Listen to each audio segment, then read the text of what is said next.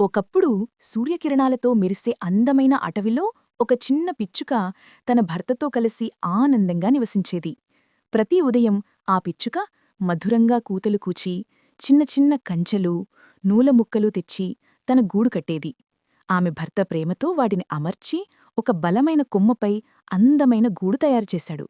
కొన్ని రోజులకు ఒక ఉదయం పిచ్చుక 3 వెలిగే ముత్యాల్లాంటి గుడ్లు పెట్టింది. చిన్న పక్షుల రాకకోసం వారిద్దరూ ఎంతో ఆనందంతో ఎదురుచూశారు. వారి జీవితమే వెలుగుతో నిండిపోయింది. ఒక మధ్యాహ్నం అటవిలోకి ఒక భారీ అహంకారిష్టమైన ఏనుగు ప్రవేశించాడు.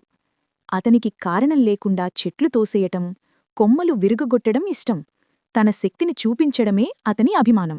ఆ ఏనుగు పిచ్చుకగూడు ఉన్న చెట్టు దగ్గరకు వచ్చి ఎందుకో తెలియకుండా తన భారీ తొండంతో చెట్టును బలంగా తోశాడు. చెట్టు బాగా కంపించింది. గూడు ఊగింది, ఒరిగింది. ఒక క్షణంలోనే క్రింద పడిపోయింది. గుడ్లు నేలపై పడి పగిలిపోయాయి. పిచ్చుక గుండె కూడా అట్టే పగిలిపోయింది. ఆ చిన్న పక్షి కన్నీళ్లు కారుస్తూ పగిలిపోయిన గుడ్లను కౌగిలించుకుంది. ఏనుగు మాత్రం వెనక్కి కూడా చూడకుండా అహంకారంగా ముందుకు నడిచిపోయాడు. పిచ్చుక రోదించింది, నా పిల్లలు, నా చిన్నారులు! అటవి నిశ్శబ్దంలో మునిగిపోయింది. పిచ్చుక భర్త ఆమెను ఆదుర్దాగా ఆదరించాడు. మనము చిన్నవాళ్లం కావచ్చు, కాని ఒంటరిని కాదు అన్నాడు.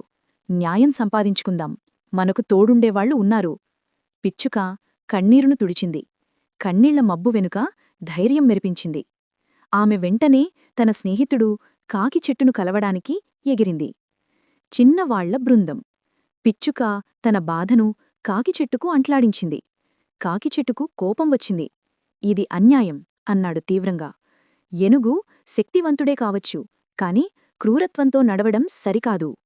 అతను ఆలోచించి చెప్పాడు, నా దగ్గర ఓది పరిష్కారముంది. అతను పిచ్చుకను తన ఇద్దరు చిన్న కాని శక్తివంతమైన స్నేహితుల దగ్గరకు తీసుకెళ్లాడు. ఒక గండెంపురుగు, ఒక తేనెటీగ. గండెంపురుగు చెప్పింది, నేను చిన్నదైనా పెద్దవాళ్లను కూడా ఇబ్బంది పెట్టగలను. తేనెటీగ చిరునవ్వుతో చెప్పింది, నేను సరైన చోట కాటేస్తే ఎవ్వరూ నిలబడలేరు.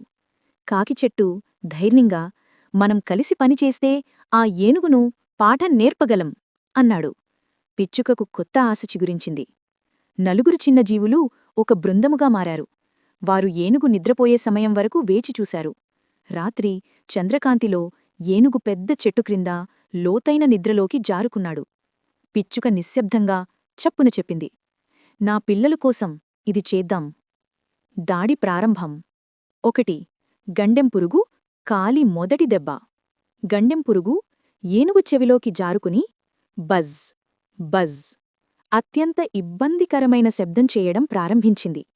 ఏనుగు ఆ నొప్పిలో అల్లాడిపోయాడు. తల ఊపాడు. చెవికి దెబ్బలు కొట్టుకున్నాడు. 2. కాకిచెట్టు దెబ్బ. ఏనుగు గజిబిజిగా తల ఊపుతున్నప్పుడు కాకిచెట్టు అవకాశం గుర్తించి ట్యాప్ ట్యాప్ ట్యాప్ అతని కంటిపాపలపై మెల్లగా మెల్లగా కురికాడు. ఏనుగు గట్టిగా అరిచాడు. కళ్ళు తెరవలేకపోయాడు. తేనెటీగ గాలిలో సుడిగాలిలాగా ఎగిరి ఏనుగు తొండం చివరున్న మృదుభాగంలో గట్టిగా కాటేసింది. ఏనుగు భరించలేక ఆ అని అరవడం ప్రారంభించాడు.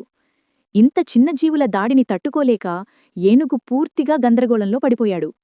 అతను కనులు తెరచలేడు. తలనొప్పితో మండుతుంది. తొండం కాటువల్ల కాలిపోతుంది. తికమకలో అతను చెట్లను ఢీకొట్టాడు. రోట్లపై జారిపోయాడు.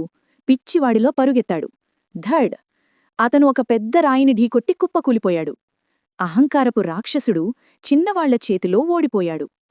ఒక పైకొమ్మపై పిచ్చుక, కాకిచెట్టు, తేనెటీగ, గండెంపురుగు ఒక్కటిగా నిలబడి విజయం చూశారు.